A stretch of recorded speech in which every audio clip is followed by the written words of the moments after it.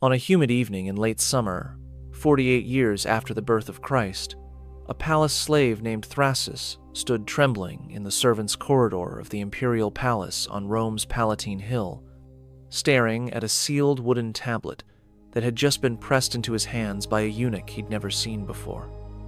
The tablet bore no markings, no indication of who had sent it or what it contained. But the eunuch had whispered 3 words before disappearing back into the labyrinth of palace passages. The Empress summons. Thrasus felt his stomach turn to ice. He was 19 years old, Greek by birth, sold into slavery at 14 after his father's bankruptcy, purchased by an imperial purchasing agent 3 years ago for his literacy and his discretion. In his time serving the imperial household, he had learned the first rule of palace survival: avoid the attention of powerful people. Powerful people were dangerous. Their whims could elevate a slave to a position of comfort and privilege, or could end a slave's life on a moment's notice. And no one in the palace was more dangerous than the Empress Messalina. Thrasus had never spoken directly to the Empress. He had seen her, of course. Everyone in the palace had seen her, moving through the corridors with an entourage of attendants, beautiful in a way that seemed almost aggressive, her auburn hair elaborately styled, her clothing always the finest silk, her jewelry catching the light as she walked. But he had been careful never to be noticed by her, never to be in a position where she might actually see him as an individual rather than as part of the anonymous mass of palace servants. Now she had summoned him, specifically, by name. And Thrasus understood with the clarity that comes from pure terror that his life had just become very complicated and very dangerous. He broke the seal on the tablet with shaking hands. The message inside was brief. Come to the private chambers. Sunset. Tell no one. Wear your plainest clothing, P. The signature was a single letter, but Thrasus knew who P was. Everyone in the palace knew about Phoebe, the Greek freedwoman who served as Messalina's personal attendant and who was widely rumored to manage the Empress's most delicate arrangements. Arrangements that, according to palace gossip, whispered in corners and never spoken aloud in public spaces, involved matters that would destroy anyone if they became widely known. As the sun began to set, painting the Roman sky in shades of orange and purple, Thrasus made his way to the section of the palace where the imperial family's private chambers were located. His heart hammered so hard he could feel it in his throat. His mind raced through possibilities, each worse than the last. Why would the Empress summon him? What could she possibly want with a junior slave who worked in the administrative offices copying correspondence? Had he done something wrong, violated some rule he didn't know existed? Was he about to be accused of theft or incompetence? Would he be beaten, sold to a worse master, executed? When he reached the designated doorway, he found Phoebe waiting. She was a woman of perhaps 35, attractive in a severe way, dressed in expensive clothing that marked her elevated status as the Empress's personal attendant. She looked Thrasus up and down with eyes that seemed to catalog and assess every detail, then smiled. A smile that did nothing to ease his fear, because it suggested she found his nervousness amusing. "You're Thrasus," she said. Not a question, a statement. "You read and write Greek and Latin. You've been with the household for 3 years. You're literate, discreet, and intelligent enough to follow complex instructions. The Empress has a task for you tonight." Thrasus managed to nod, his mouth too dry to speak. Phoebe's smile widened slightly. "You will accompany her into the city. You will wear civilian clothes. I have garments for you here. You will not speak unless directly addressed. You will not reveal her identity to anyone you encounter under any circumstances. You will observe everything that happens, but you will discuss nothing you witness with anyone, ever, for any reason. Do you understand what happens to slaves who fail to keep the Empress's secrets?" Thrasus nodded again. He understood perfectly. Slaves who betrayed imperial confidences disappeared. Sometimes their bodies were found floating in the Tiber. Sometimes they simply vanished and were never mentioned again, as though they had never existed. "Good," Phoebe said. She handed him a bundle of clothing, a simple tunic, a common cloak, sandals that had seen better days. "Change into these. Wait here. The Empress will come shortly." Thrasus changed quickly, his fingers fumbling with unfamiliar fastenings. The clothing was deliberately shabby, the kind worn by freedmen or poor citizens, completely unlike the neat slave tunic he normally wore in the palace. When he was dressed, Phoebe inspected him critically, adjusted his cloak, and nodded with satisfaction. "You look sufficiently ordinary. Now remember, whatever you see tonight, your life depends on your discretion." They waited in silence for perhaps 15 minutes, though it felt like hours to Thrasus. Then he heard footsteps, and 2 women entered the corridor. One was Phoebe's counterpart, another of Messalina's attendants. The other, dressed in a plain stola with a common cloak over it, and her distinctive auburn hair completely covered by a dark hood, was unmistakably the Empress. Even in common clothing, there was something about Messalina that marked her as extraordinary. Perhaps it was the way she moved, with complete confidence and a kind of predatory grace. Perhaps it was her face, beautiful even without the elaborate cosmetics she wore in public. Her features sharp and intelligent, her eyes gleaming with what Thrasus would later recognize as excitement. She looked at Thrasus briefly, assessing him the same way Phoebe had, then nodded. "He'll do," she said. Her voice was cultured, educated, the accent marking her as aristocratic despite the common clothing. "Let's go. I want to be there before full dark." And so, Thrasus found himself walking through the darkening streets of Rome, following 2 steps behind the Empress of Rome and her attendant Phoebe, moving steadily away from the Palatine Hill where the wealthy and powerful lived, down into the valleys where the common people made their homes. They moved through the Forum, busy even at this hour, with merchants closing their shops and citizens conducting last-minute business. They passed temples and public buildings where Thrasus had never been. They entered neighborhoods he had never visited, areas where the apartment buildings, the insulae, rose 4 and 5 stories high, where the streets narrowed and became crowded, where the smell of cooking food and human waste and incense from household shrines mixed into the distinctive odor of urban poverty. They were heading, Thrasus realized with growing unease, into the Suburra. The Suburra was Rome's most notorious district, a dense warren of narrow streets and tall buildings where the working poor lived in cramped conditions, where crime was rampant, where women sold companionship openly and brazenly, where taverns and gambling dens and worse places operated freely. Respectable people did not go to the Suburra after dark. Women of good family did not go to the Suburra at all, and the Empress of Rome certainly did not go to the Suburra, except she did. Messalina seemed to know exactly where she was going, moving through the twisting streets with confidence, occasionally glancing at street corners or landmarks to orient herself, but never showing any hesitation or uncertainty. She had been here before, Thrasus realized. Multiple times, probably. This was not a desperate flight or a dangerous adventure. This was a routine that Messalina had established, a pattern she followed regularly. They reached their destination after perhaps 30 minutes of walking, a building that looked like any other in the Suburra, unremarkable except for a red lantern hanging beside the door. The red lantern was a universal signal in Rome, marking a building as a house of ill repute, a place where women sold companionship and where men came to purchase private entertainment. Thrasus felt his fear spike into something approaching panic. Why was the Empress of Rome bringing him to such an establishment? Phoebe knocked on the door in a specific pattern. 2 knocks, pause. 3 knocks, pause. 1 knock. The door opened immediately, revealing a large man with the scarred face of someone who had worked as an enforcer or guard.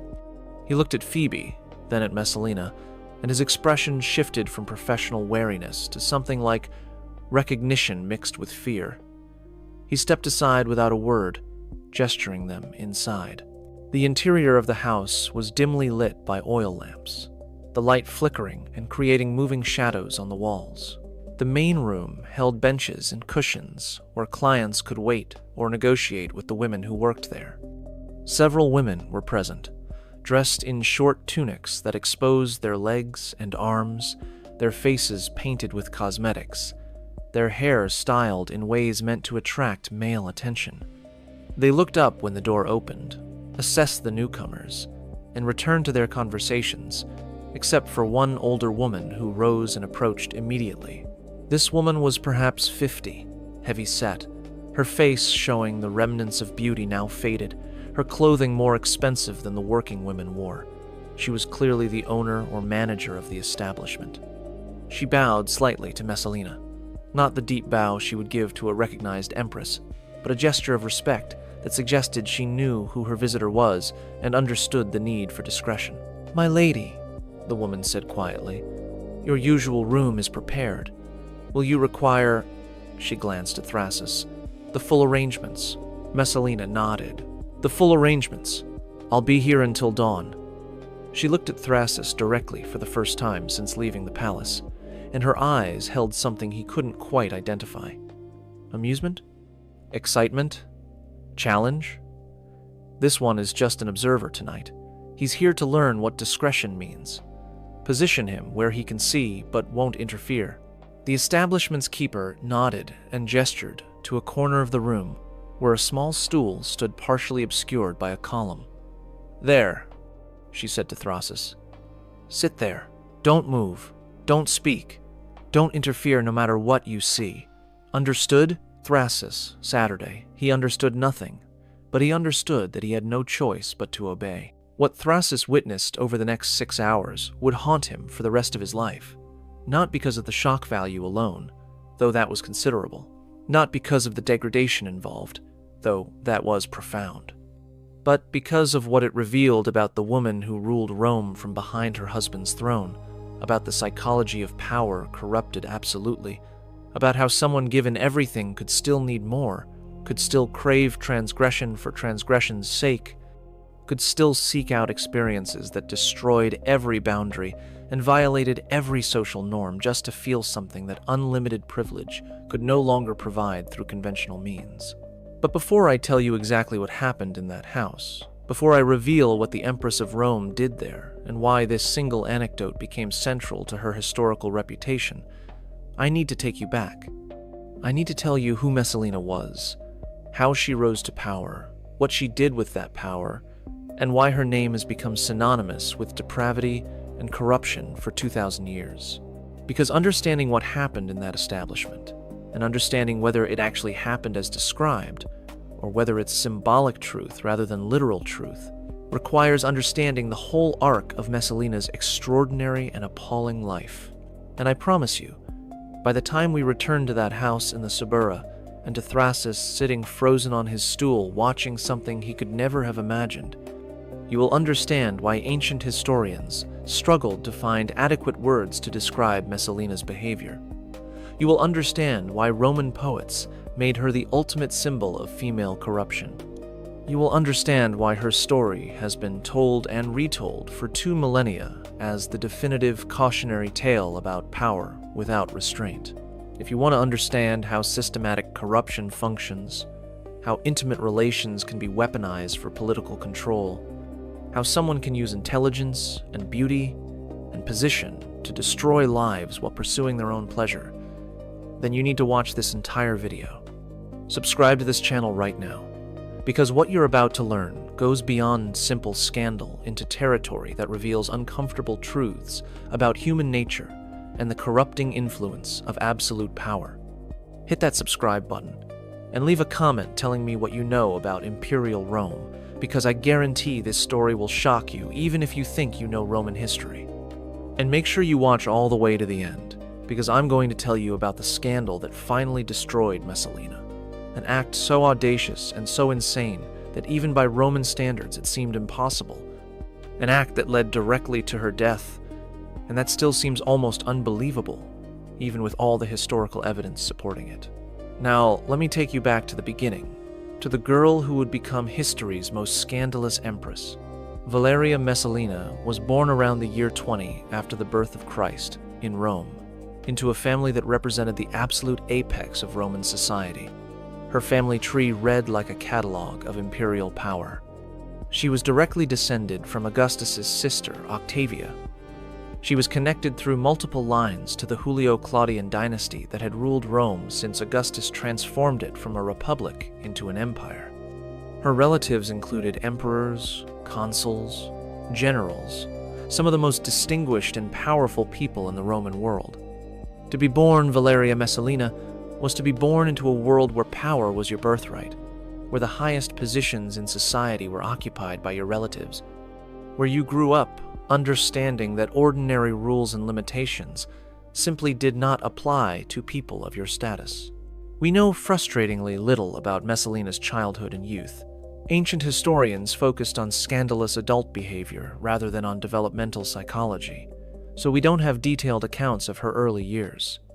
But we can reconstruct the likely outlines of her life before marriage, based on what we know about how aristocratic girls were raised in Rome during this era. She would have been educated, certainly. Girls of the highest families learned to read and write both Latin and Greek.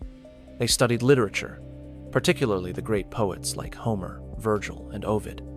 They learned music, especially the lyre, which was considered an appropriate accomplishment for aristocratic women. They studied the domestic arts, weaving, household management, the supervision of slaves.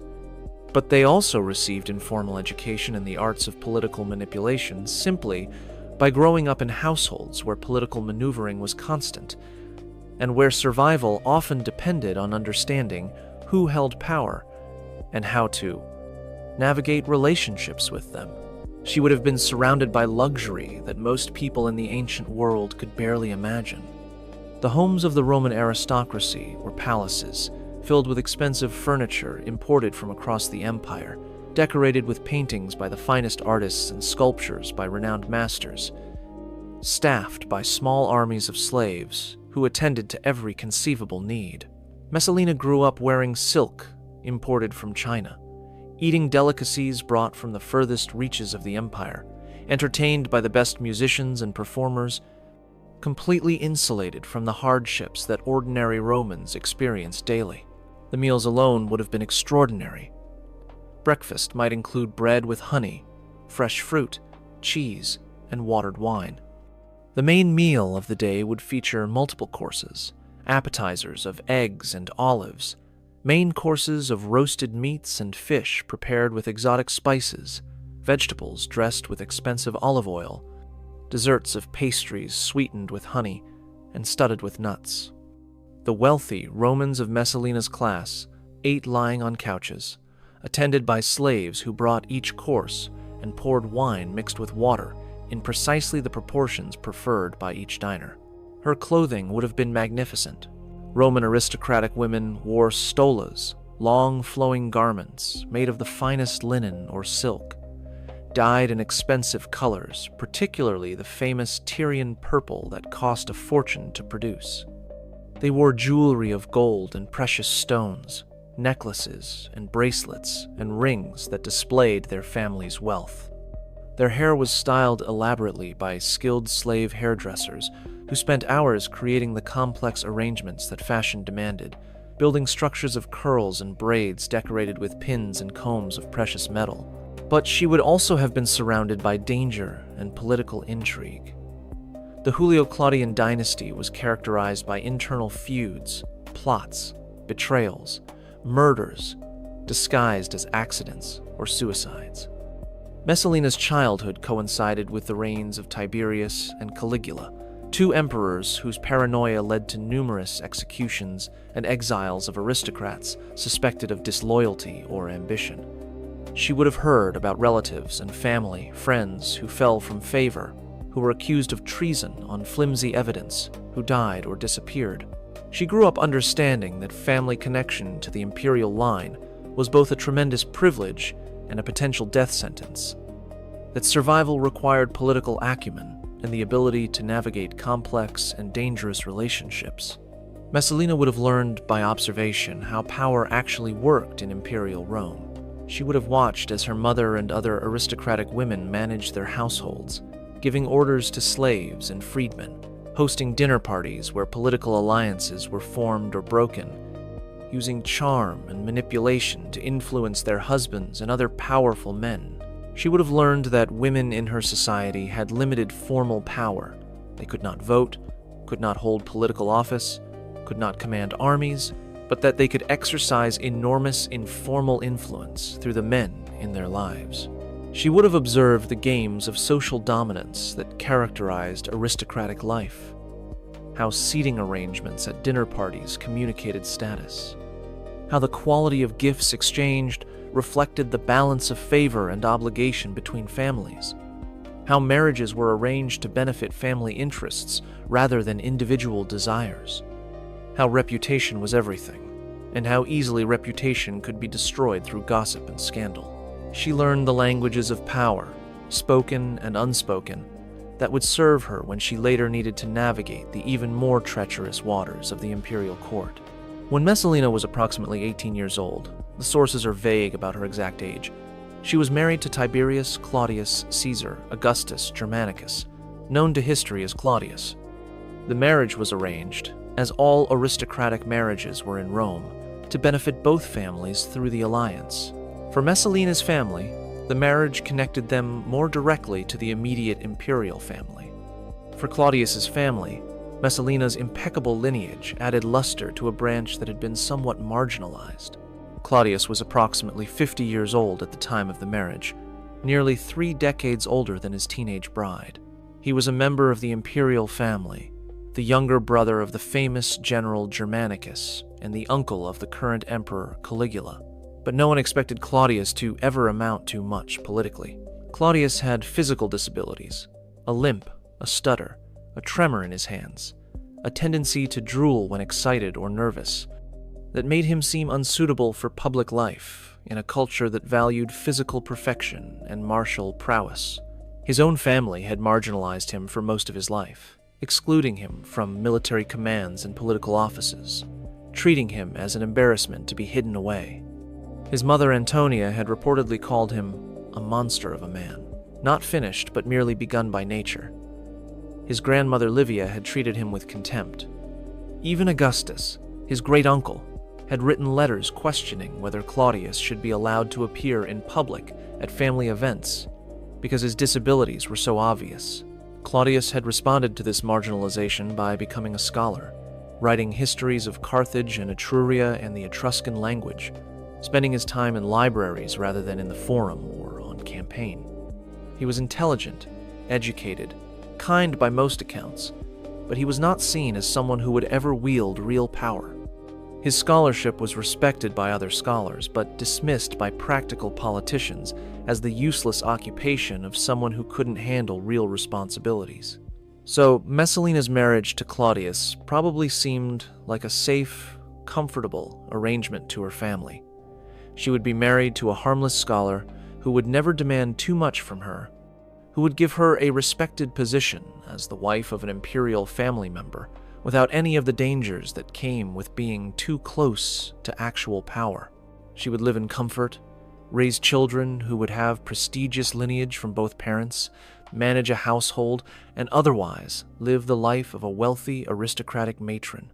For an 18-year-old girl being married off to a much older man she barely knew, it could have been far worse.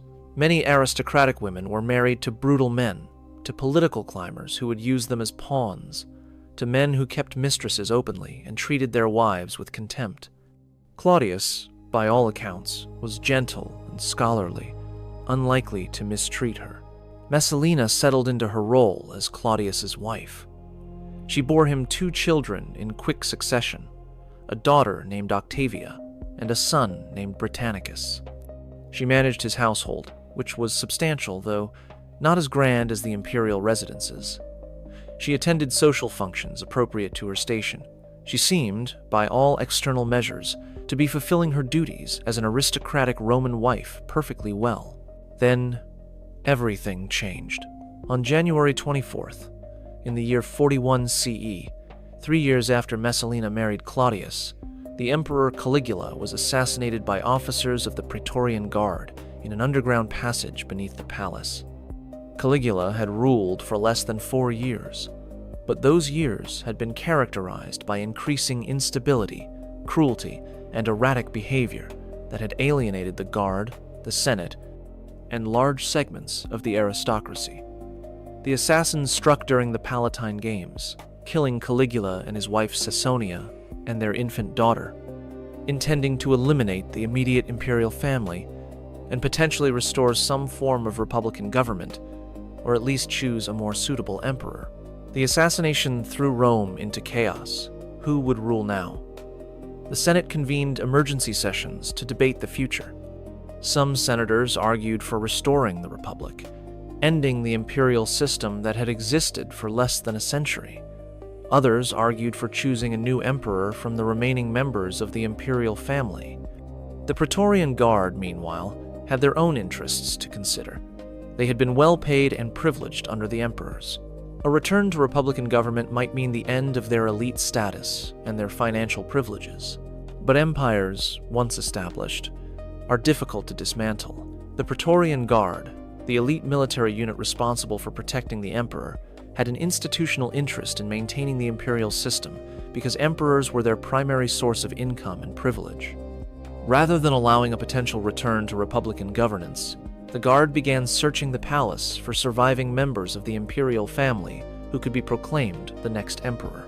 They found Claudius hiding behind a curtain in the palace, terrified that he was about to be killed as part of a general purge of the Julio-Claudian line. According to the ancient sources, Claudius was nearly incoherent with fear, stammering and begging for his life, certain that the soldiers who found him had come to execute him as they had executed Caligula. But the guards had no intention of killing him. Instead, they recognized an opportunity. Here was a member of the imperial family who had no political base, no military following, no history of making enemies because he had been so thoroughly excluded from real power. He was perfect precisely because he was so harmless. He could be controlled. He would be grateful for being elevated rather than executed. And his legitimacy was unquestionable given his lineage. He was the brother of Germanicus, one of Rome's most beloved generals, the uncle of Caligula, the grandson of Mark Antony, connected to Augustus through multiple family lines. No one could question his right to the position based on bloodline. The Praetorian Guard proclaimed Claudius emperor on the spot. They carried him on their shoulders to their camp outside the city. The Senate, which had been debating what to do after Caligula's assassination, found itself confronted with a fait accompli. The military had already chosen the next emperor. After some negotiations about privileges and immunities, and after receiving assurances that Claudius would respect senatorial prerogatives, the Senate formally confirmed Claudius as emperor. And in that moment, everything changed for Messalina. The 19-year-old wife of a marginalized scholar suddenly became the Empress of Rome, one of the most powerful women in the world. She had access to wealth and resources beyond calculation. The imperial treasury was at her disposal. She had influence over military appointments, political decisions, legal judgments, and economic policies that affected millions of people across the Roman Empire stretching from Britain to Egypt, from Spain to Syria. She discovered that her beauty and charm, which would have been valuable assets in any aristocratic marriage, were now weapons of tremendous power when combined with the imperial position. And she discovered something else. Her husband Claudius, for all his intelligence and learning, was remarkably susceptible to manipulation. The ancient historians universally describe Claudius as someone who was brilliant in his scholarly pursuits, but surprisingly naive about human nature and interpersonal politics. He had spent most of his life being underestimated and marginalized by his family, treated as a figure of fun rather than as a serious person. He had few friends and had never learned to read social cues effectively because his disabilities had isolated him from normal social development. Suddenly elevated to the highest position in Rome, he was uncertain and anxious, surrounded by palace freedmen and advisors who had their own agendas and who were far more experienced in political manipulation than he was. Into this environment stepped Messalina, beautiful, charming, confident in ways that Claudius was not. She quickly learned that she could influence her husband's decisions through a combination of physical attention, flattery, and strategic timing of her requests. The ancient historians describe her methods in terms that combine political skill with personal manipulation, painting a picture of a woman who understood instinctively how to manage a man who was insecure and desperate for affirmation. Messalina learned quickly how to manage Claudius. According to the sources, she would time her requests carefully, approaching Claudius when he was relaxed and receptive, perhaps after a good meal or when he was enjoying his wine. She would combine rational arguments with physical affection, making him associate agreement with pleasure and comfort. She would use tears and anger strategically when necessary, creating emotional scenes that Claudius would do anything to resolve because confrontation distressed him. She would withhold intimacy when Claudius displeased her and reward his cooperation with increased affection, creating a pattern of behavioral conditioning that shaped his responses. She also cultivated relationships with Claudius's most powerful freedmen, Narcissus, Pallas, and Callistus, the former slaves who now managed the imperial bureaucracy and who wielded enormous unofficial power. Narcissus handled correspondence and communication, controlling what information reached the emperor and how it was presented. Pallas managed finances, controlling the vast imperial treasury and making decisions about expenditures and investments. Callistus dealt with petitions and legal matters, determining which cases reached the emperor's attention and how they were framed. These freedmen had risen from slavery to positions of enormous influence through their intelligence, administrative skill, and ability to make themselves indispensable. They understood better than almost anyone how power actually worked in Imperial Rome, and they recognized immediately that the young empress would be a force to be reckoned with. Messalina learned to work with each of them, figuring out what they wanted and what would buy their cooperation or at least their neutrality. Within a very short time, probably within the first year of Claudius's reign, Messalina had established herself as a power behind the throne, someone whose influence on the emperor was recognized by everyone in the palace and in the broader political world. People who wanted imperial favor learned to cultivate Messalina. Officials who wanted appointments learned to seek her support. Merchants who wanted government contracts learned that a gift to the empress might smooth their path. And people who crossed her learned very quickly how dangerous that could be. But Messalina's power manifested in ways that went beyond simple political influence. According to every ancient source that mentions her, she had appetites for intimate relations that were both extraordinary and dangerous. Now, we need to pause here and consider the context of these accusations carefully and critically.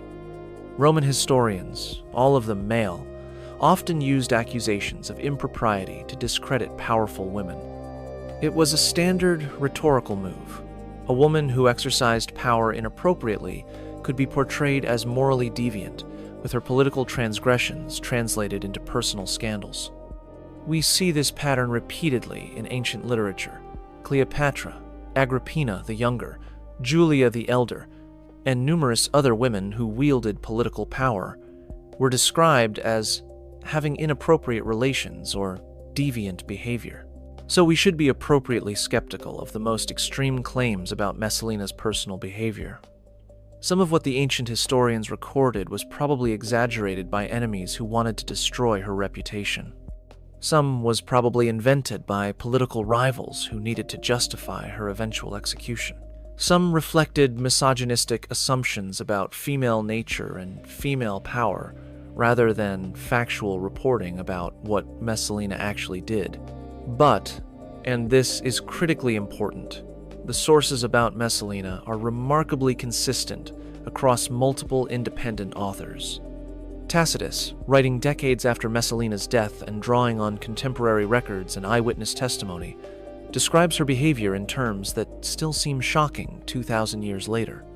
Suetonius, who had access to imperial archives and documents that no longer survive, corroborates the major outlines of Tacitus's account while adding additional details from official records. Cassius Dio, writing much later but drawing on earlier sources that are now lost, provides information that matches what the other historians recorded. and Juvenal, the satirical poet whose work was meant to critique rather than to chronicle, made Messalina's excesses the subject of some of his most famous verses. Verses that drew on stories that were apparently well known throughout Rome. The picture that emerges from these sources is of a woman whose behavior went far beyond what even Romans, who were relatively comfortable with relations between consenting adults and who accepted that powerful men routinely kept mistresses, considered normal or acceptable for an empress. Messalina allegedly took paramours constantly and in astonishing numbers.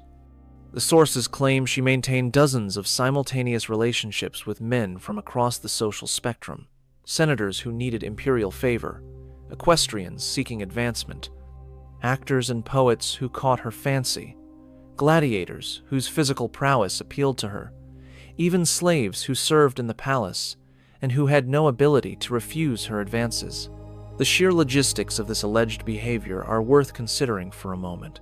If the sources are even partially accurate, Messalina must have spent enormous amounts of time and energy arranging these encounters, managing the secrecy required to prevent Claudius from learning about all of them, and dealing with the complex web of relationships and rivalries that would inevitably develop among so many paramours. This was not simple physical appetite. It was behavior that suggested compulsion, that demonstrated a psychology that needed conquest and variety and the thrill of transgression as much as, or more, than physical satisfaction.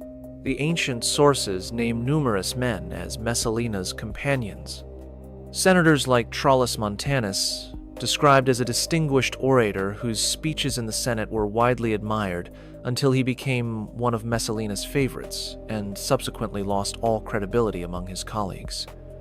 Suilius Caesoninus, another senator who initially opposed some of Messalina's political initiatives, but who became one of her most reliable supporters after entering into relations with her. Menestor, a famous actor whose performances drew enormous crowds, but whose reputation was destroyed by his association with the Empress. Gladiators, whose identities were considered too unimportant to record by name, but whose involvement with an empress shocked Romans, because gladiators occupied the very lowest rungs of social status, despite their popularity in the arena. Even slaves from the imperial household, men who had absolutely no ability to refuse the empress's advances, and whose use represented the ultimate violation of social hierarchy. But Messalina did not simply pursue her own pleasure, as scandalous as that would have been for an empress. She weaponized intimate relations as a tool of political control and social dominance in ways that show remarkable sophistication and calculated cruelty. Let me tell you about her methods in detail, because understanding these reveals how someone can transform personal behavior into systematic political manipulation that destroys lives and maintains power through fear and compromise. First, Messalina used the promise of physical access to herself as a reward for loyalty and service. Men who supported her political agenda, who provided useful information about Senate deliberations or military matters, who did favors for her or for her associates, might receive invitations to private encounters in her chambers or at one of the estates she controlled outside the city. These encounters served multiple purposes simultaneously. They gratified Messalina's desires, certainly, but more importantly, they created bonds of complicity that made the men dependent on her secrecy and bound to her interests. These relationships were also traps. Once a man had been intimate with the Empress, which was technically treason under Roman law, since the Empress's person was sacrosanct and any violation of her marriage vows was, by definition, a crime against the state, he was permanently compromised. Messalina could threaten exposure at any time, which would lead to the man's disgrace, exile to a remote island, execution, and confiscation of all his property, leaving his family destitute. So these companions became her tools, bound to her through shared guilt, unable to refuse her demands without risking their own destruction and the destruction of everyone they cared about. The case of Suilius Caesoninus illustrates this pattern perfectly. He was a senator who initially opposed some of Messalina's initiatives in the Senate, voting against measures she favored and speaking eloquently about the need for senatorial independence from excessive imperial influence. Messalina targeted him deliberately. She arranged opportunities to be alone with him, deployed all her considerable charm and beauty, and ultimately seduced him in a way that made his involvement with her impossible to hide from other senators who observed them together at social functions. Afterward, Suilius's behavior changed completely. He became one of Messalina's most reliable supporters in the Senate, voting as she directed through intermediaries, arguing for policies she favored, serving essentially as her agent in senatorial deliberations because he understood that if he crossed her, she could reveal their relationship and destroy him. She had transformed an opponent into a tool through strategic use of intimate relations, combined with implicit threats. This was not romance or even simple physical desire. This was political calculation disguised as personal attraction. Second, Messalina sometimes forced men into relationships with her as a way of demonstrating dominance and creating leverage. Some of her companions were not willing participants in any meaningful sense. They were men who understood that refusing the Empress was dangerous. Men who were coerced through threats against their families or their positions. Men who complied out of fear rather than desire. The ancient sources make clear that consent in these situations was complicated at best and absent at worst. The Empress held absolute power over these men, and that power imbalance made genuine choice impossible. Nestor, the famous actor, was reportedly terrified of Messalina and tried to avoid her advances initially. Acting was a profession that was wildly popular with Roman audiences, but that was considered disreputable by the aristocracy. Actors occupied a strange position in society, celebrated by crowds, sometimes becoming wealthy through their performances and through gifts from admirers, but lacking social respectability and having limited legal rights. For an aristocratic woman to have relations with an actor was scandalous because of the status violation. For the Empress to have relations with an actor was catastrophic for the actor, because it made him the subject of gossip and mockery throughout Rome. According to the sources, Nestor understood this and tried to refuse Messalina's advances. But she reportedly threatened him, making clear that refusal would be treated as an insult to the imperial family and would lead to his destruction. She may also have enlisted Claudius's help.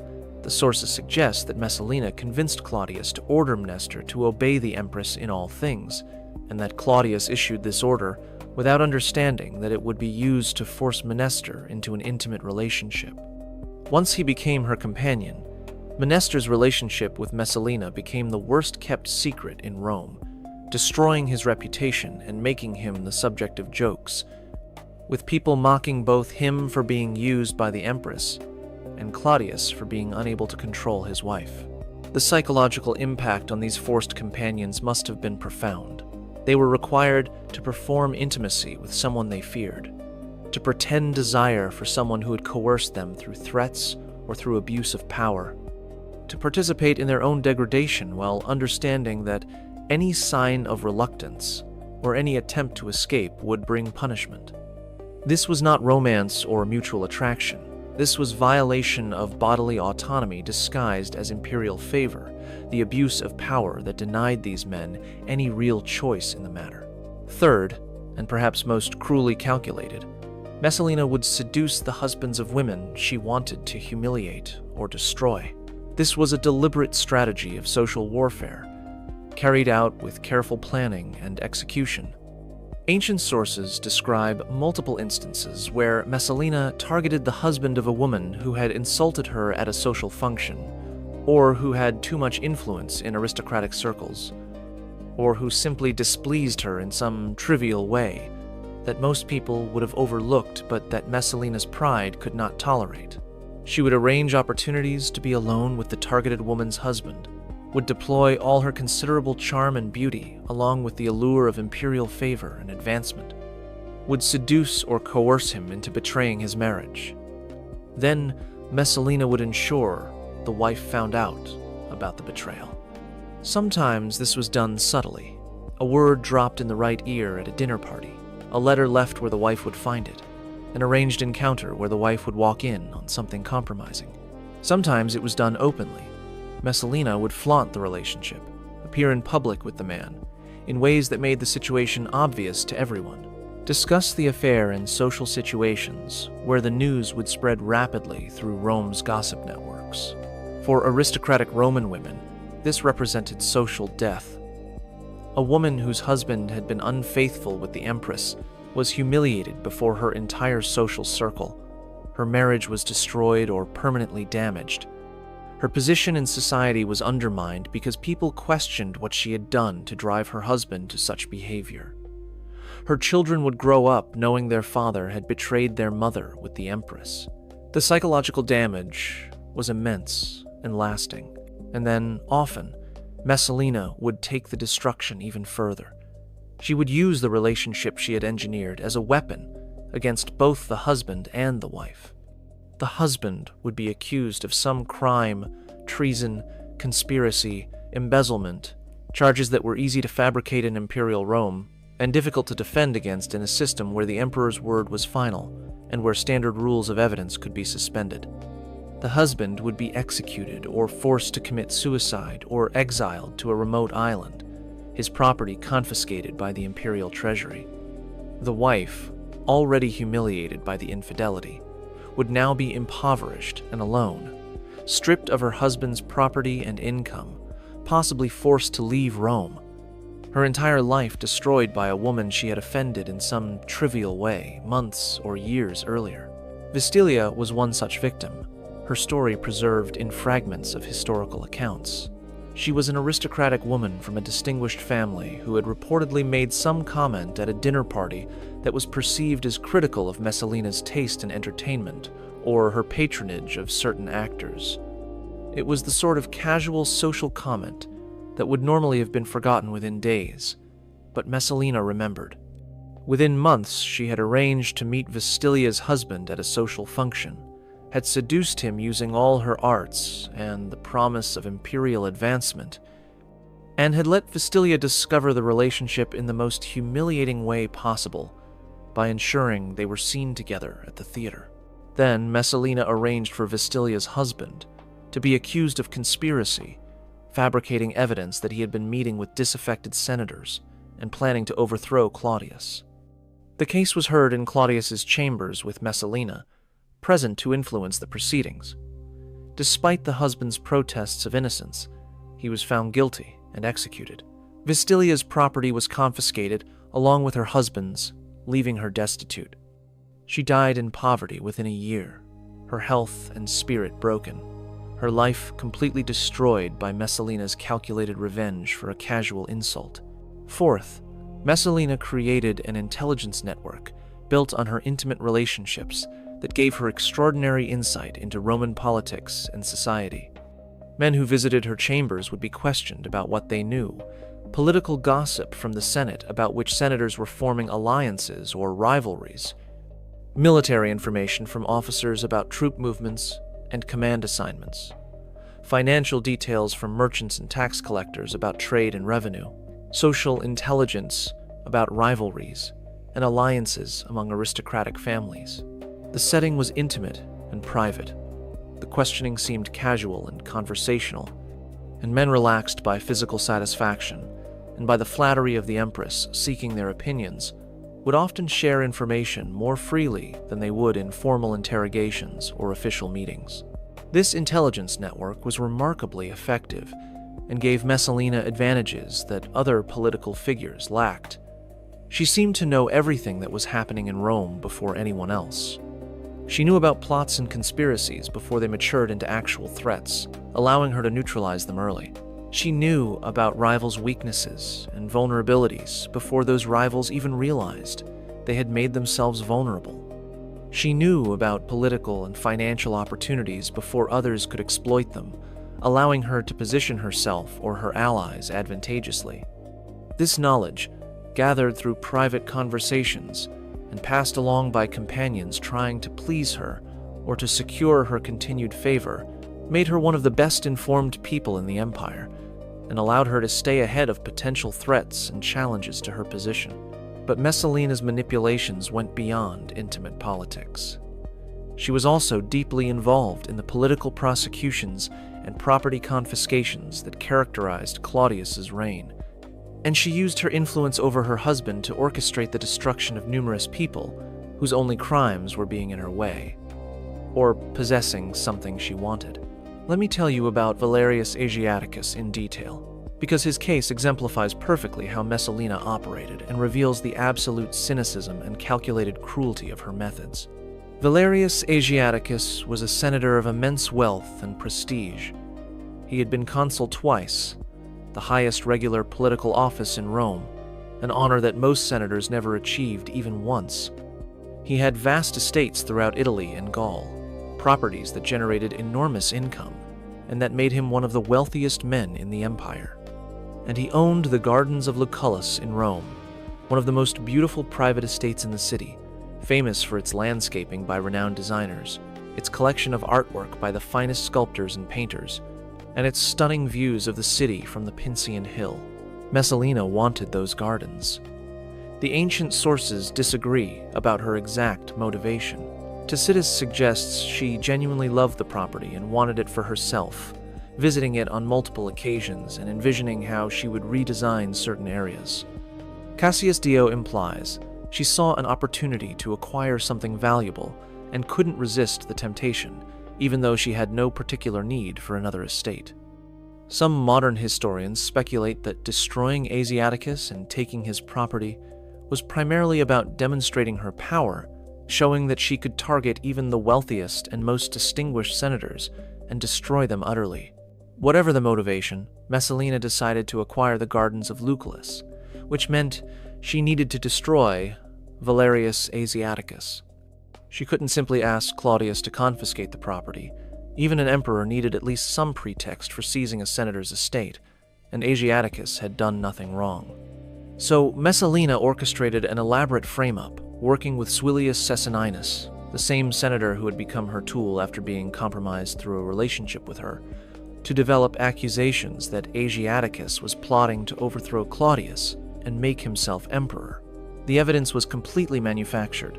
Witnesses were coached or coerced into giving testimony that supported the conspiracy narrative. Letters were forged, suggesting that Asiaticus had been meeting secretly with military commanders. Financial records were altered to suggest he had been accumulating unusual amounts of cash, which was presented as evidence that he was planning to bribe soldiers. The case was carefully constructed to appear plausible while being entirely false. The accusations were presented to Claudius as a serious threat that required immediate action. Messalina emphasized how dangerous Asiaticus was, how his wealth and connections made him uniquely capable of challenging imperial authority, how failure to act quickly might give him time to activate his conspiracy. Claudius, trusting his wife and his advisors, ordered a trial.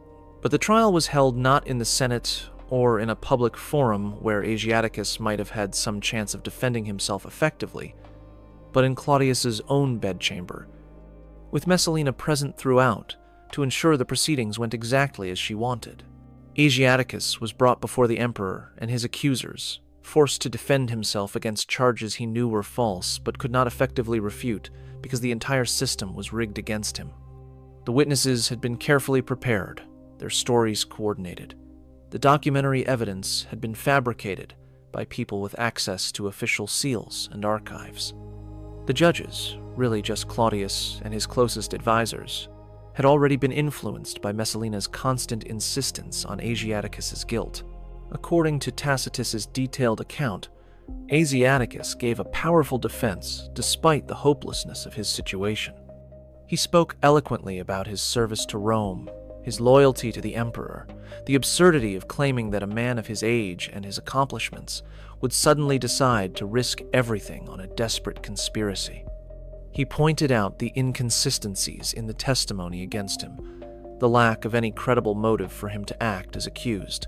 For a moment, it seemed like his defense might work, that Claudius might recognize the accusations were false and dismiss the charges. Then Messalina intervened directly.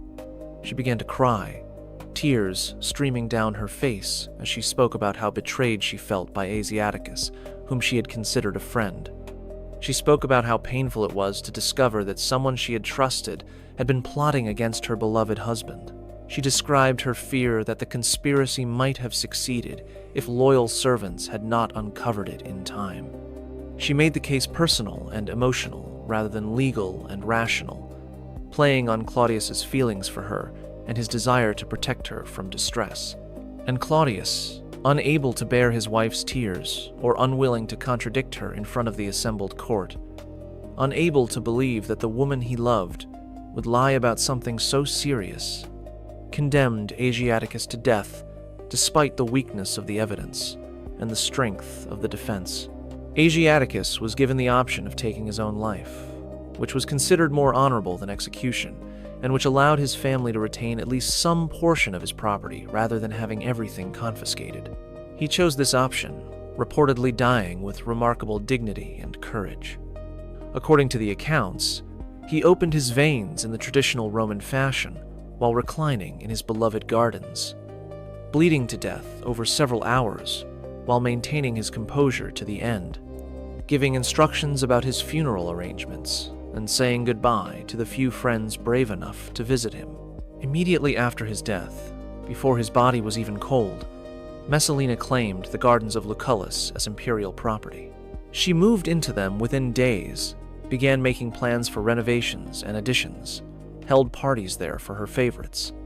She had orchestrated a man's death specifically to acquire his estate, and she showed absolutely no shame or regret about it. The gardens became one of her favorite properties, a place where she could host select gatherings, away from the formality of the main palace, where she could pursue her pleasures in relative privacy behind the estate's walls. This case was not unique or exceptional in Messalina's reign. Tacitus and the other ancient historians provide long lists of senators and equestrians who were executed, exiled, or forced to suicide during Claudius's reign, many of them at Messalina's instigation, and often for reasons that had nothing to do with actual threats to the state. The pattern was consistent and predictable. Someone would come to Messalina's attention as either a threat to her position or an obstacle to something she wanted. She would work with her network of compromised senators and cooperative freedmen to fabricate charges. She would influence Claudius to believe the accusations through a combination of tears and arguments and appeals to his security, and the person would be eliminated. Decrius Calpurnianus was executed because he owned estates in Campania that Messalina wanted for one of her favorites. Poppaeus Rufinus was destroyed because his wife had insulted Messalina at a party by suggesting that the empress's taste in entertainment was becoming too common. Trollus Montanus was killed because he had been Messalina's companion, but had tried to end the relationship when he became engaged to Mary, and she punished him for rejecting her by having him accused of conspiracy. The list went on and on, a catalogue of destroyed lives that testified to Messalina's casual cruelty and her complete lack of restraint. The reign of terror Messalina created made everyone in Roman high society constantly fearful. No one knew when they might do or say something that would bring them to the empress's negative attention. People became paranoid about their conversations, watching their words even among supposed friends, because anyone might be an informer, hoping to gain favor by reporting something suspicious. They avoided potentially controversial positions on political issues, because taking a stand might make them seem like threats. They tried desperately to stay beneath Messalina's notice, because being noticed by her was dangerous unless you were one of her favorites. And even her favorites could fall from favor suddenly and catastrophically for reasons that were often unclear. The psychological impact of living under this kind of regime was profound and damaging to Roman political culture. Ancient sources describe how senators would wake up each morning grateful to have survived another night, how they would kiss their children goodbye each morning, uncertain whether they would return that evening, how they would avoid social gatherings where they might say something that could be misinterpreted and reported and used against them.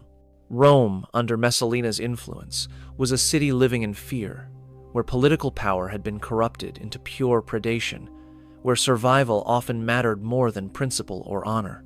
Now, you might reasonably wonder, where was Claudius during all of this? How could an intelligent man, an educated scholar who had studied history and politics his entire life and who had written learned books about various subjects, be so blind to what his wife was doing? How could he not see that his court was becoming a place of systematic corruption and terror? The ancient historians struggled with this question too, and their answers reveal something important about the dynamics of power and manipulation in Imperial Rome. First, Claudius was surrounded by freedmen, former slaves like Narcissus, Pallas, and Callistus, who now managed the imperial bureaucracy, who had their own reasons for tolerating or even enabling Messalina's behavior up to a point. These men had achieved positions of enormous influence despite their origins as slaves, and they had learned that the way to maintain their positions was to make themselves indispensable to the emperor, while also maintaining workable relationships with the empress, who might otherwise make their lives difficult or impossible. These freedmen were nothing if not pragmatic. They would cooperate with Messalina when it suited their purposes, or when opposing her would be more costly than cooperating. They would enable some of her schemes when doing so, advance their own interests, or when they calculated that the schemes weren't dangerous enough to justify the risk of opposing them. But they were also watching her constantly, gathering information about her activities, maintaining their own intelligence networks, preparing for the day when she might go too far and need to be stopped to protect their own positions and the stability of Claudius's reign. For years, that balance worked. Messalina's excesses were contained or managed in ways that prevented them from becoming existential threats to Claudius's reign or to the freedmen's positions. Second, Claudius had a significant blind spot regarding Messalina that the ancient historians attributed partly to genuine affection and partly to manipulation. Messalina was beautiful, charming when she wanted to be, and remarkably skilled at managing her husband's perceptions. She would present situations to him in ways that made her actions seem reasonable or necessary. She would cry and express distress that would motivate Claudius to act in ways that served her interests.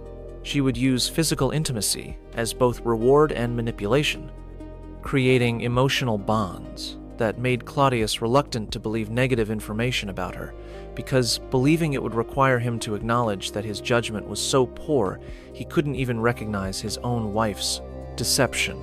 Third, and perhaps most importantly, many of Messalina's relationships and activities were either hidden from Claudius entirely or presented to him in ways that made them seem innocent, or at least non-threatening. Menester, the actor, was presented as entertainment and cultural patronage, with Messalina explaining that she enjoyed supporting the theatrical arts. Male visitors to her chambers were explained as consultations on political or administrative matters, with Messalina claiming to be helping Claudius by gathering information and building support. The parties she hosted were described as social networking that benefited imperial interests. When rumors did reach Claudius, and surely some rumors must have reached him given how widespread the gossip was, Messalina would dismiss them as slander from enemies who wanted to damage her reputation and drive a wedge between husband and wife. And Claudius would believe her because he wanted to believe her, because the alternative was too painful to accept. The ancient historians portray Claudius during this period as pathetic, a brilliant scholar reduced to a deceived husband who couldn't see what was obvious to everyone else in Rome, a powerful emperor who was manipulated by his wife and his advisors. Modern readers might be tempted to view him with contempt for his apparent blindness, but I think the reality was more complex and more tragic than simple foolishness. Claudius was caught in a psychological trap that many people in manipulative or abusive relationships experience. He had been trained his entire life by his family to doubt his own perceptions.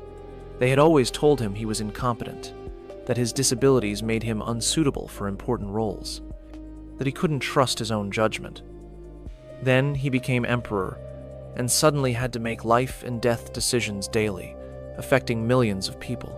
Messalina represented stability and support in his world of overwhelming uncertainty and responsibility. She was beautiful and charming. She told him he was wise and capable.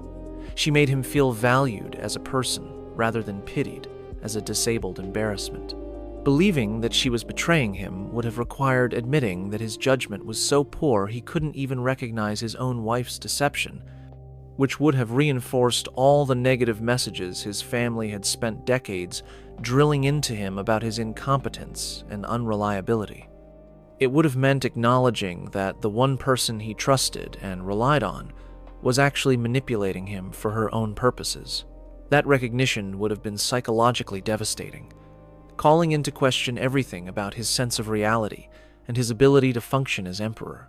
So Claudius chose, probably unconsciously, to not see what was happening around him. He accepted explanations that preserved his sense of reality and his sense of himself as competent and capable. He convinced himself that rumors about Messalina were enemy propaganda designed to destabilize his reign.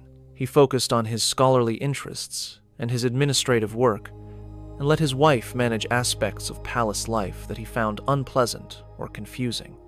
This willful blindness allowed Messalina to operate with increasing boldness for nearly 7 years, from 41 CE, when Claudius became emperor, until 48 CE, when everything collapsed suddenly and catastrophically. Now, let me return to that house in the Suburra, to the scene I opened with, because we need to address directly the most famous or infamous story about Messalina's behavior. The slave, Thrasus, remember, was sitting on a stool in the corner, having been brought there to learn what discretion means, ordered to watch but not interfere, terrified and confused about what he was about to witness. What Thrasus allegedly witnessed over the following hours, according to the ancient sources that describe Messalina's nocturnal adventures, was the Empress working as one of the women of the night in this establishment. She took customer after customer, men who had no idea they were paying for companionship with the Empress of Rome, men who thought they were just purchasing the services of a particularly attractive woman working under the pseudonym Lysiska, which means she-wolf, a term that was Roman slang for women who sold companionship, but that also evoked the legendary she-wolf that had nursed Romulus and Remus, the founders of Rome. According to Juvenal's satirical poem describing this behavior, she would compete with professional courtesans to see who could accommodate the most clients in a night, and she would win these competitions, demonstrating physical endurance that seemed superhuman. The poet describes how Messalina would finally leave the establishment at dawn, exhausted by men but not yet satisfied, and return to the palace before Claudius awakened, changing back into her imperial robes and resuming her role as empress, as though nothing unusual had happened. The implication in Juvenal's account was that no amount of intimate activity could actually satisfy her desires, that she was driven by appetites that were fundamentally insatiable, that she sought not just physical pleasure, but the transgressive thrill of degradation and boundary crossing. Now, we must be extremely careful and critical about this story. Juvenal was writing satire, not history. His purpose was to critique Roman decadence and moral corruption among the aristocracy, and he used Messalina as the ultimate symbol of aristocratic depravity and the corruption that unlimited power could produce. He was writing several decades after Messalina's death, drawing on stories that had likely been exaggerated substantially in the retelling, and that may have become detached from whatever factual basis they originally had. He was crafting his account for maximum rhetorical impact and shock value, rather than for factual accuracy or historical precision.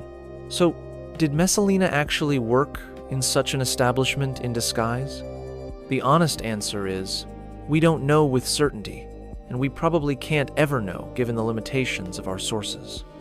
The story may be completely fabricated, invented as a metaphor for moral corruption that was then repeated. So often it came to be treated as historical fact. Or it may have a kernel of truth.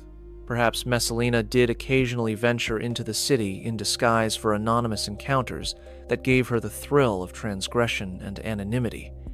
And this behavior was later exaggerated and dramatized into the full account of regular visits to a house of ill repute. Or it may even be substantially true, with Messalina pursuing transgression to such an extreme that working as one of these women seemed like the ultimate boundary to cross, the ultimate way to violate every social norm and prove that she could do absolutely anything. What we can say with confidence is that the story became absolutely central to Messalina's historical reputation, precisely because it crystallized in one vivid and shocking image everything that Romans found disturbing about her.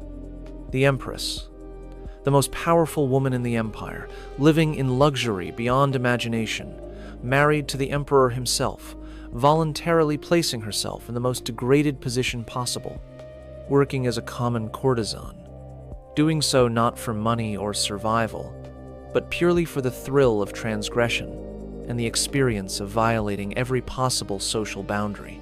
This image captured something profound about power corrupted, about how privilege can create needs that normal satisfactions can't fulfill, about how transgression itself can become the desired experience, rather than any specific physical act. The story also served an important narrative function in the ancient accounts. It demonstrated that Messalina's behavior had gone beyond anything that could be tolerated or overlooked by responsible administrators, that she had moved from scandalous but potentially manageable relationships into territory that was genuinely dangerous to the stability and legitimacy of Claudius's reign. Whether literally true or symbolically true, the story of the visits to the house in the Suburra marked Messalina as someone whose corruption was complete and whose behavior could no longer be contained or managed by the freedmen who had been balancing their cooperation with her, against their loyalty to Claudius and to the stability of the empire. Related to this story is another famous anecdote that Juvenal and other sources record, the alleged competition between Messalina and a famous courtesan named Scylla. According to this story, Messalina challenged Scylla to a contest to determine who could be intimate with more men in a 24-hour period. The competition supposedly took place in one of Rome's establishments, with both women taking client after client through the day and night, until Messalina won by accommodating 25 men to Scylla's 22. Again, the literal truth of this story is highly questionable. The numbers are suspiciously round and may have been chosen for symbolic or rhetorical reasons, rather than because they represent actual counts. The story has the quality of urban legend, the sort of shocking tale that gets repeated and embellished with each retelling, accumulating dramatic details that make it more memorable but less historically reliable. But true or not in its specific details, the story became part of Messalina's legend. One more example of her alleged insatiability and her need to prove her superiority even in degradation, to dominate even in contexts where domination seems impossible. What these stories, the house of ill repute, the competition, the countless companions, what they collectively suggest is not just a woman who enjoyed intimate relations, but someone for whom such encounters had become compulsive and who needed increasingly extreme experiences to feel satisfied or stimulated. Modern psychology recognizes hypersexuality as a potential symptom of various psychological conditions, including bipolar disorder, borderline personality disorder, certain forms of trauma response, and other issues. People experiencing hypersexuality describe it as being driven by compulsions they can't fully control, needing encounters constantly, even when those encounters bring more problems than pleasure, seeking increasingly extreme or risky situations as tolerance builds and normal experiences lose their impact. If Messalina was experiencing something like clinical hypersexuality, that would explain many aspects of her behavior that seem otherwise incomprehensible from a rational perspective. The constant pursuit of new companions, despite enormous risks to her position, and even to her life, the boundary crossing that led her to pursue men across social hierarchies from the most distinguished senators to the lowest slaves, the alleged need for extreme numbers of encounters that went far beyond what would satisfy ordinary physical desires, the possible pursuit of degrading experiences, like working in a house of ill repute, not despite, but because of the degradation involved, seeking the thrill of violating every possible social norm and experiencing the ultimate transgression. But we must be very careful about trying to medicalize or excuse behavior that was also deliberately cruel and destructive to others. Whatever psychological factors may have driven Messalina's compulsive pursuit of intimate relations, she also made conscious choices to weaponize such relations for political purposes, to destroy people who threatened her position or who simply annoyed her, to orchestrate murders and property confiscations to acquire things she wanted. She was responsible for her actions and their consequences, even if she was also driven by psychological factors she didn't fully understand or couldn't completely control. Understanding potential psychological motivations does not absolve someone of responsibility for harm they cause to others. And ultimately, Messalina's behavior, whether driven by psychological compulsion, by the corruption that absolute power produces, by boredom and the need for stimulation that unlimited privilege creates, or by some combination of all these factors, led her to commit an act so audacious and so seemingly insane that it destroyed all the protective structures that had kept her safe despite years of scandalous behavior. Let me tell you now about the Gaius Silius affair, about the scandal that ended Messalina's life, and that still seems almost unbelievable in its boldness, even knowing what we know about her previous behavior. Gaius Silius was, according to all the ancient sources, the handsomest man in Rome. This was not just subjective opinion, but apparently widespread consensus. He was famous for his physical beauty, in a culture that appreciated male beauty openly, and where such attributes could genuinely contribute to social success. He came from a distinguished family. His father had been a prominent general during Germanicus's campaigns in Germany, earning honors and building a reputation that gave the family prestige. Gaius himself held the position of consul designate, meaning he was scheduled to become consul in the near future, one of the highest regular offices in Rome that would cement his status among the elite. He was married to Junia Silana, a woman from another distinguished family with her own wealth and connections. By every measure, Gaius Silius was successful, respected, positioned for continued advancement through the ranks of Roman power. Then Messalina noticed him. According to Tacitus, who provides the most detailed account, she became infatuated with Silius in a way that was different from her many other relationships. This wasn't just another conquest or another tool for her political network. She genuinely desired him, wanted him for reasons that went beyond political calculation. She pursued him openly and aggressively in ways that made her interest clear to everyone in their social circle. She sent him expensive gifts, jewelry, horses, furnishings for his home. She appeared at his house unannounced, an extraordinary breach of social protocol that shocked his neighbors and servants. She invited him to parties and seated him in places of honor. She made her attraction to him obvious to anyone who saw them together.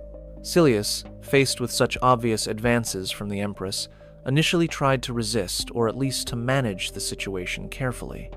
He understood perfectly well that a relationship with Messalina was extraordinarily dangerous. If Claudius ever found out, Silius would be executed immediately for treason without any possibility of defense or escape. The crime of violating the Empress's marriage vows was one of the most serious possible offenses, considered equivalent to attacking the emperor himself. No amount of social status or family connections could protect someone accused of such a crime. But Messalina made it clear that refusing her advances would be even more dangerous than accepting them. She let him know, through intermediaries, and eventually, directly, that she could destroy him for rejecting her, just as easily as Claudius could destroy him for accepting her. She controlled enough of the imperial machinery through her network of compromised officials and cooperative freedmen that she could fabricate charges against him, arrange his prosecution, and engineer his death if he insulted her by refusing. Silius was trapped between two equally dangerous choices: accept the Empress's advances and risk Claudius finding out, or refuse and risk Messalina's immediate revenge. So Silius became Messalina's companion, entering into what would prove to be the most fateful relationship of her life. And unlike her previous relationships, which she had at least made some minimal effort to conceal or disguise through plausible explanations, the relationship with Silius was conducted almost completely openly. They were seen together constantly throughout Rome. They appeared at the theater sitting together in prominent boxes where everyone could see them. They held dinner parties where they entertained guests as though they were a couple. Messalina gave Silius expensive and conspicuous gifts, including property and artwork that had been confiscated from people she had destroyed through false accusations. She promoted his career through her influence with Claudius, ensuring he received honors and appointments that advanced him rapidly. All of Rome gossiped about the relationship. How could they not? The Empress was openly conducting what appeared to be a romantic relationship with the handsomest man in Rome, and the Emperor either didn't know or didn't care enough to stop it. The situation was bizarre, unprecedented in its brazenness, obviously dangerous for everyone involved. People whispered that Messalina had lost her mind, that she was going to get herself and Silius killed, that Claudius would eventually have to notice and respond with terrible consequences. But months passed, and nothing happened. Claudius continued with his administrative work, his scholarly pursuits, his public duties, apparently oblivious to his wife's flagrant infidelity that was the talk of the city. Then, in the autumn of 48 CE, Messalina and Silius made a decision that surpassed all their previous audacity, and that would prove to be the fatal mistake that destroyed them both.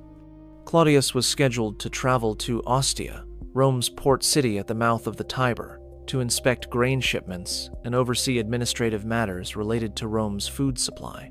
He would be gone for several days, and during his absence, while the emperor was away from Rome, Messalina and Silius decided to hold a wedding ceremony, a full, formal, traditional Roman wedding with all the customary rituals and celebrations. Let me be absolutely clear about what this means, because the full audacity and impossibility of it needs to be understood. Messalina was still legally married to Claudius.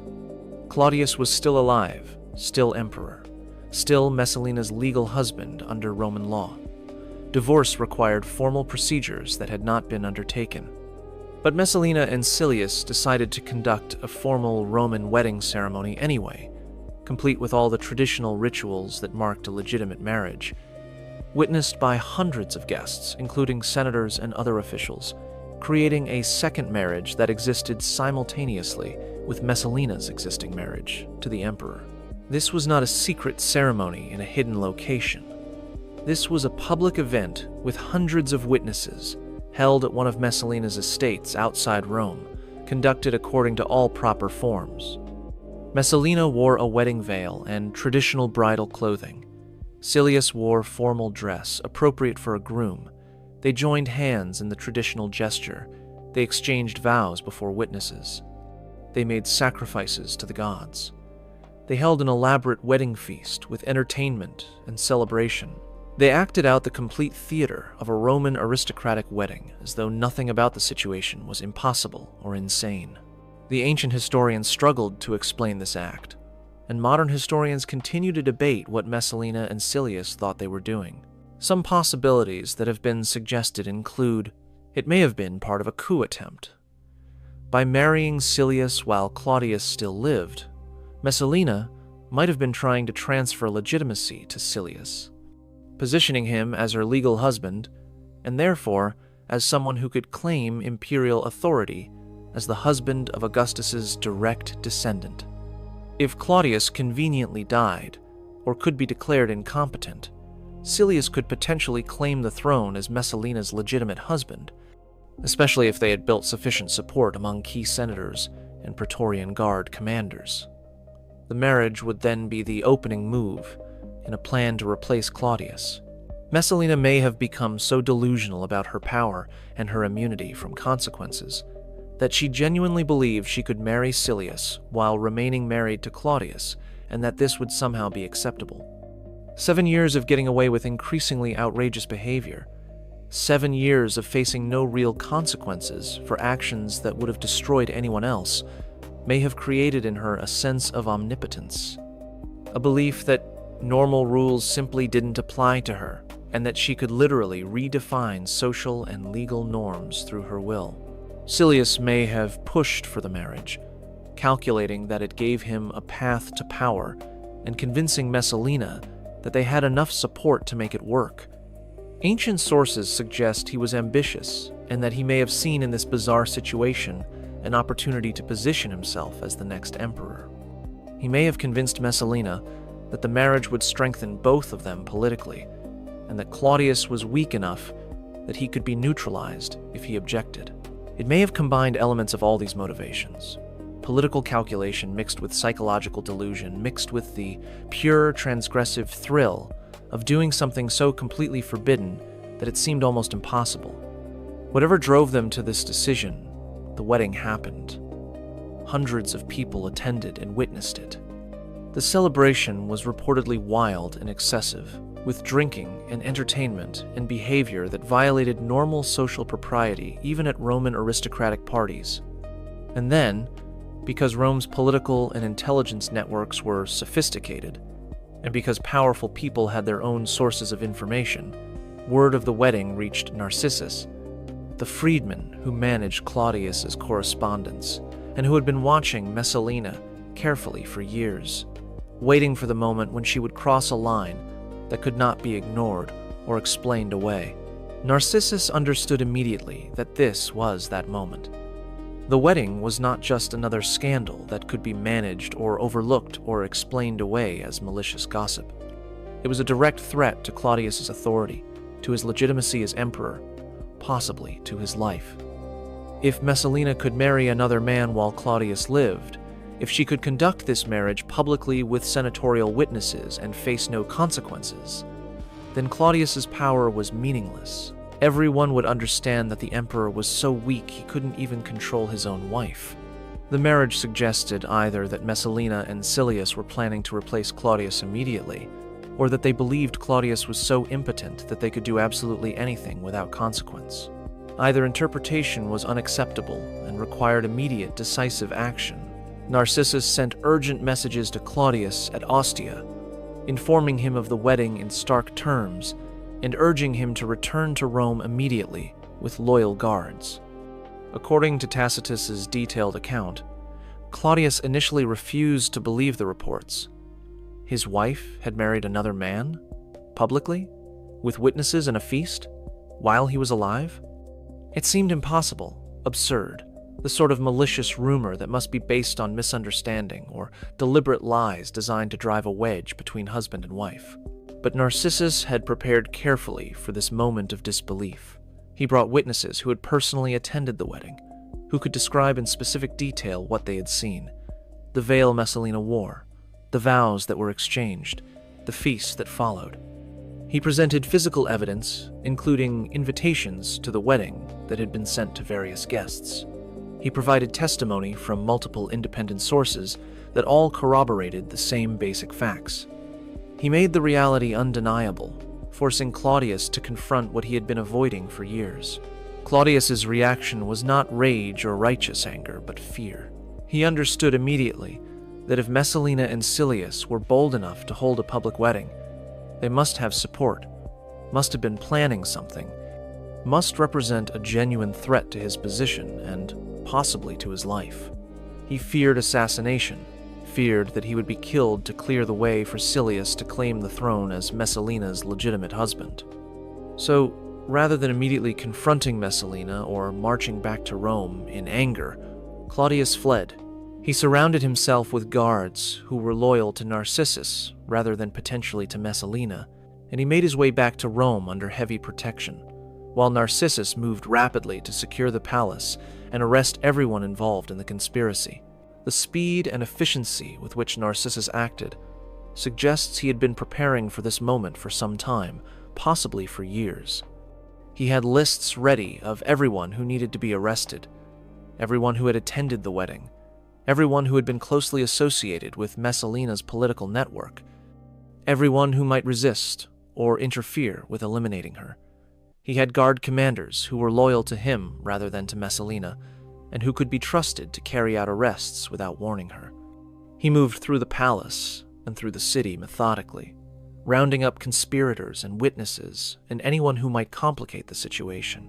Silius was arrested at the Senate House, where he had gone to attend to normal senatorial business, apparently still believing he could pretend everything was normal, or perhaps not yet fully understanding that the situation had collapsed. He was executed immediately, without trial or opportunity to defend himself, along with dozens of others who had attended the wedding or who were suspected of supporting Messalina's political network. The executions were swift and brutal. These were not judicial proceedings with formalities and due process, but emergency measures to eliminate a perceived coup attempt. Bodies accumulated in the forum and in palace courtyards as Narcissus and his allies worked through their lists of targets. By the end of the day, most of Messalina's closest associates were dead. Messalina, when she learned what was happening, fled to the gardens of Lucullus. Those same gardens she had stolen from Valerius Asiaticus just a few years earlier through her fabricated treason charges, which now became the setting for her own final hours. She was there with her mother Lepida and her 2 children, her son Britannicus, who was about 7 years old, and her daughter Octavia, who was perhaps 9. The ancient sources describe her as alternating rapidly between panic and denial, unable to fully process that everything had collapsed so completely and so quickly, unable to believe that her power and her position could be stripped away in a matter of hours. She tried desperately to draft letters to Claudius begging for mercy, trying to explain the wedding as a misunderstanding or as something she had been forced into by Silius. She apparently still believed that if she could just get face-to-face with Claudius one more time, she could use her skills of manipulation to convince him to spare her, could deploy tears and protestations of love to make him forgive her as he had apparently forgiven or overlooked so many previous transgressions. But Narcissus understood perfectly that Messalina could never be allowed near Claudius again. If they met, if she had a chance to work her usual psychological manipulations and emotional appeals, there was a real and substantial possibility that Claudius would forgive her or at least spare her life, unable to bear ordering the execution of the woman he had loved for 7 years. And that would be catastrophically dangerous for Narcissus and everyone else who had moved against her. If Messalina survived, she would take revenge on all of them as soon as the immediate crisis passed. She had to be eliminated before Claudius could reconsider, or before his emotions could overcome his judgment. Narcissus sent a tribune named Evadus with clear and unambiguous orders. Secure Messalina, and ensure she died, either by her own hand, which would be preferable, or by his if necessary. When Evadus arrived at the gardens of Lucullus with a squad of soldiers, he found Messalina with her mother Lepida. According to Tacitus's detailed and moving account, Lepida, who had been estranged from her daughter for years because she disapproved of Messalina's behavior and had tried unsuccessfully to counsel her toward restraint, was now trying to convince Messalina to die with dignity, to take her own life in the traditional Roman fashion, and at least preserve some shred of honor for her children, who would have to live with their mother's reputation. In Roman culture, suicide in certain circumstances was not shameful but could be noble and honorable. A person condemned by the emperor could choose to die by their own hand rather than face public execution, and this choice meant they died as a free Roman, making their own final decision rather than as a convict being executed by the state. It also meant that at least some of their property could pass to their children, rather than being entirely confiscated by the imperial treasury. Lepida was offering her daughter this final mercy, the chance to die as a Roman aristocrat rather than as a condemned criminal, the chance to give her children at least some material inheritance, and perhaps some small preservation of family honor. But Messalina couldn't do it. Ancient accounts describe her as frozen, unable to take action even as her mother urged her, and as they heard the soldiers outside preparing to come in.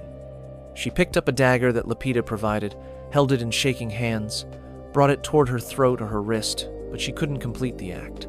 She had spent her entire adult life getting what she wanted through a combination of charm and threats and manipulation, escaping consequences through her beauty and intelligence and position, never really believing that there were some situations where her usual strategies wouldn't work. Now, faced with an unmanipulable reality where all her abilities were useless, where death was inevitable, and the only question was how it would happen, she simply couldn't function. She stood there, holding the dagger, her mother begging her to act, the soldiers approaching, but she was psychologically paralyzed. Evidus, watching this scene for several long moments and following his orders from Narcissus, finally stepped forward and killed her himself. Tacitus doesn't specify the exact method in his account. He says simply that Evidus struck her down with his sword, sparing readers the explicit details. Messalina died there in the gardens, at age 28, killed by a mid-ranking military officer following orders from a former slave, her extraordinary life ending in a place she had acquired through murder. Her body was given to her mother Lepida for burial. Claudius, kept carefully away from the execution by Narcissus's careful management and coordination, was informed that Messalina was dead while he was at dinner that evening. According to Suetonius's account, Claudius showed no particular emotion when given the news. He didn't weep or express grief or anger or even relief. He didn't ask questions about exactly how she had died or whether she had said anything final. He simply continued eating and drinking, called for more wine, and never mentioned her name again that evening or apparently ever afterward. The woman he had been married to for 10 years, the mother of his children, simply ceased to exist for him.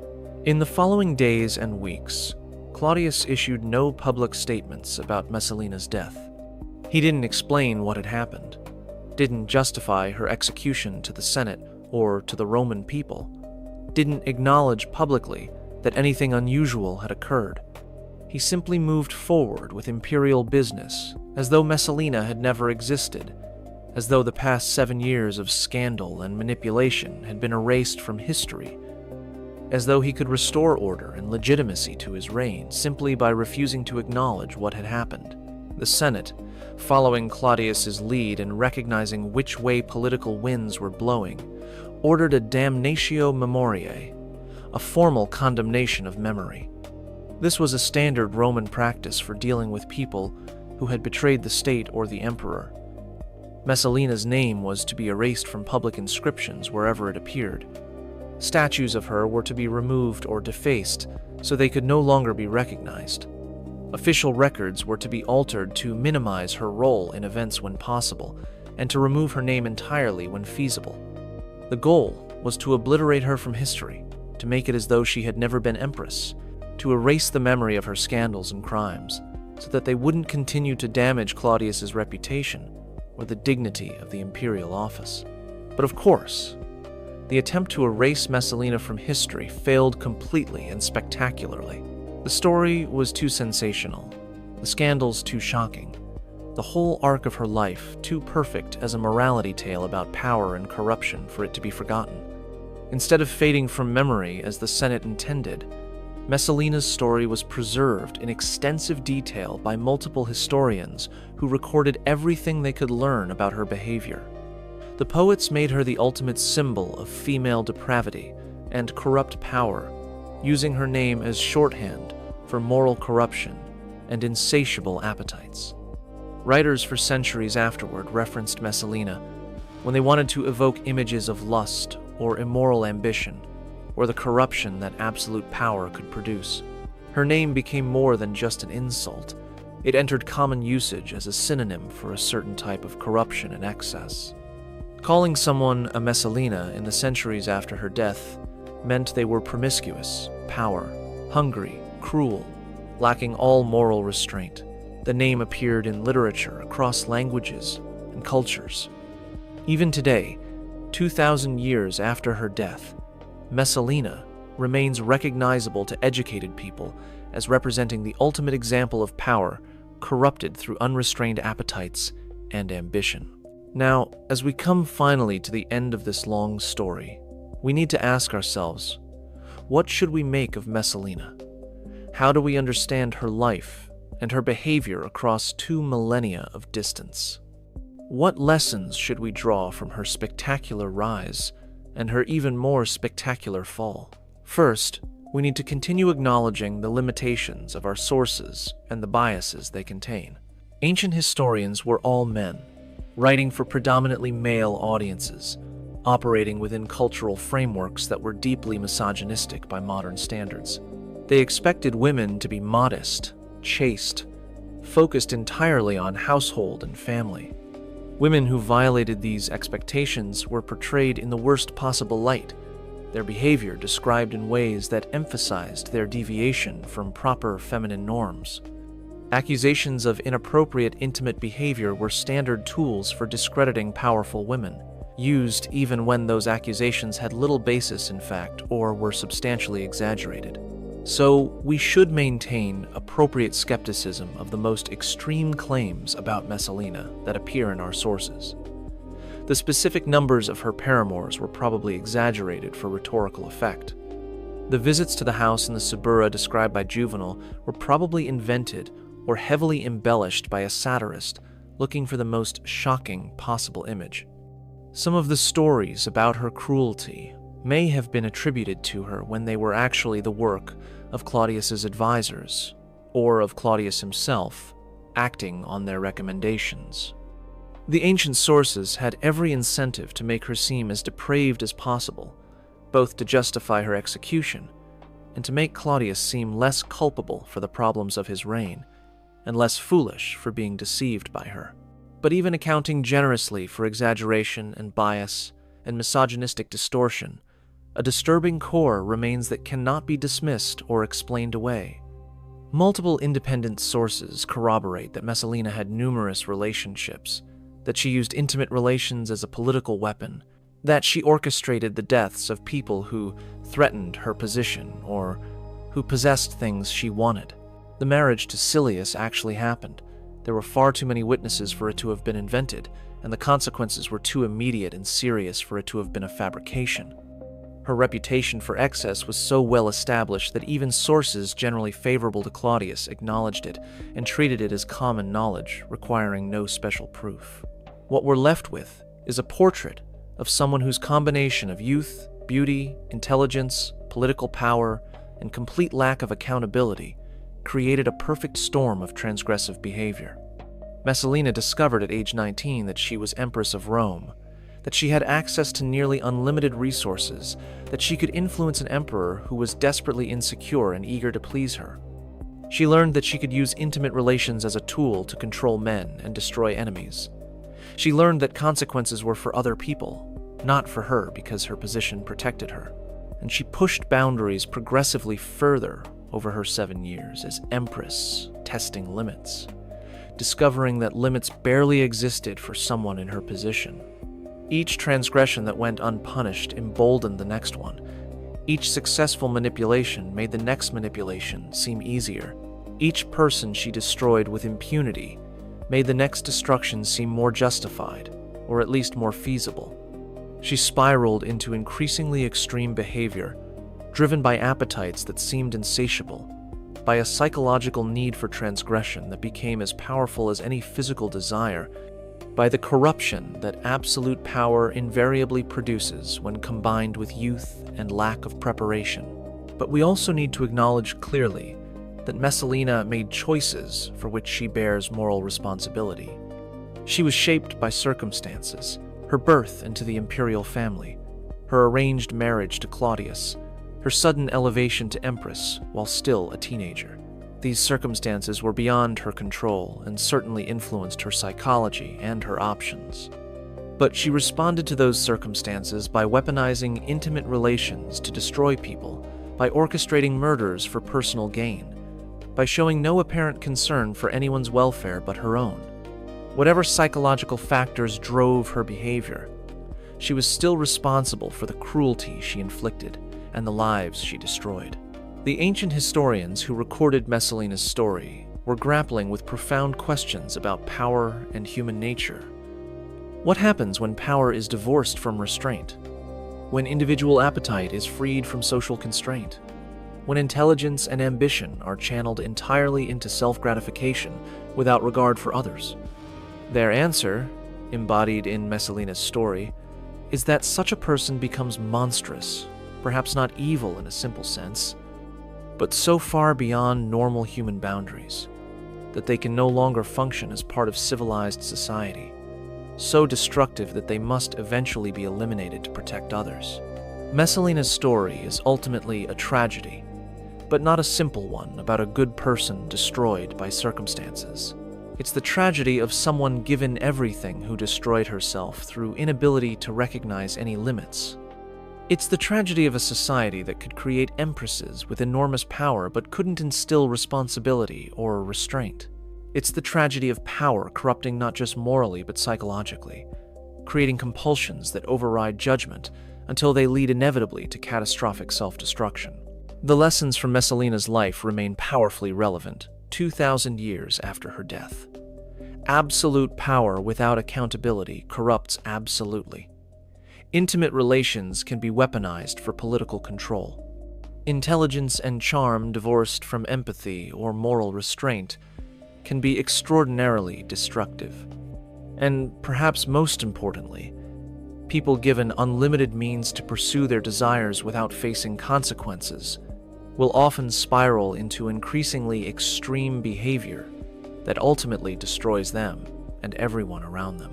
When that tribune's sword struck Messalina down in the gardens of Lucullus, it ended one of the most extraordinary lives in all of Roman history. The teenage bride who became empress had transformed herself into myth even while alive, into the embodiment of corruption and excess, into a cautionary tale that has resonated across 2 millennia, and that continues to fascinate and disturb us today. She left behind 2 young children, Britannicus and Octavia, who would bear the taint of their mother's reputation for the rest of their tragically short lives. Britannicus would be poisoned at age 14, almost certainly murdered by Nero to eliminate a potential rival for the throne. Octavia would be forced to marry Nero, treated with contempt and cruelty throughout the marriage, eventually exiled on false charges, and executed at age 22. The children of Messalina inherited not power or privilege, but catastrophe, their lives destroyed by their mother's actions and reputation in ways that demonstrate how the consequences of corruption extend across generations. She left behind a widowed emperor who remarried less than a year after her death, choosing Agrippina the Younger, who would prove even more politically ambitious than Messalina, though less personally scandalous. Agrippina would manipulate Claudius into adopting her son Nero as his heir, then almost certainly poison Claudius to make Nero emperor. So Claudius's attempt to find a less problematic wife after Messalina's execution failed spectacularly, demonstrating that the structural problems of imperial marriage, the concentration of power in the hands of people unprepared to wield it responsibly, could not be solved simply by replacing one empress with another. And Messalina left behind dozens, if not hundreds, of destroyed lives, families ruined by her political machinations, men compromised by her manipulations, women humiliated by her cruelty. The casualties of her 7 years as empress were enormous, each representing a personal tragedy that the historical sources record only briefly, if at all, because ancient historians focused on the powerful rather than on their victims. What do you think about Messalina's story after hearing all of this? Was she primarily a victim of a corrupt system that gave too much power to people, too young to use it responsibly? Or was she an architect of her own destruction who chose cruelty and excess, despite having other options? How much of what the ancient historians tell us should we believe given their biases and their tendency to exaggerate when describing powerful women? Do you think the story about the house in the Suburra is literally true, or does it work better as a metaphor for the corruption that absolute power produces? Drop your comments below, and let me know your thoughts on this most scandalous empress. If you found this deep dive into ancient Rome's darkest scandals fascinating, and want to learn more about the hidden corners of history that most people never encounter in school, then subscribe to this channel right now. Hit that subscribe button and that notification bell so you don't miss future videos about the shocking truth behind historical figures and the dark realities of past civilizations. Share this video with anyone who thinks they know Roman history, because I guarantee this story goes deeper and darker than what they learned in their history classes. The ruins of Imperial Rome still stand today as tourist destinations visited by millions of people every year who walk the same ground where Messalina schemed and manipulated and destroyed. The Palatine Hill where the palace stood and where she exercised her power, The forum where senators whispered about her scandals and feared becoming her next target. The gardens of Lucullus, where she died, now buried under modern Rome, but once the setting for her final hours.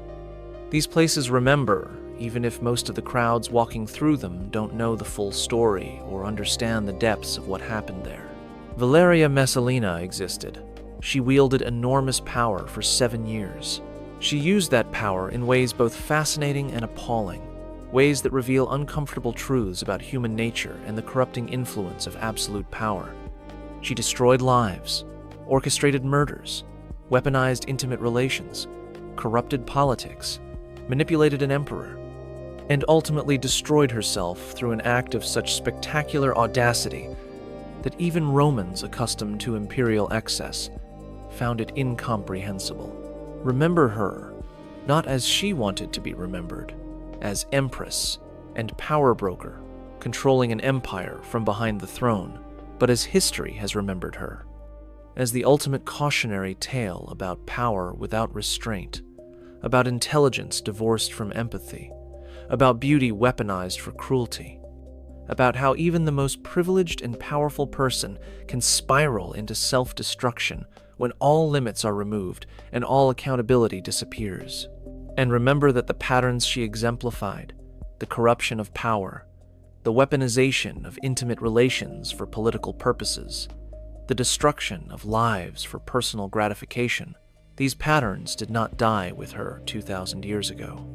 They appear throughout history in different forms, in different contexts, with different specific details, but the same underlying dynamics of power and corruption. Understanding Messalina helps us recognize those patterns when they appear in our own time, helps us understand how power corrupts and how societies can enable that corruption, helps us see the human cost of systems that give some people unlimited power over others, without accountability or restraint. See you in the next video, where we'll continue exploring the dark corners of history that reveal uncomfortable truths about power, corruption, and human nature.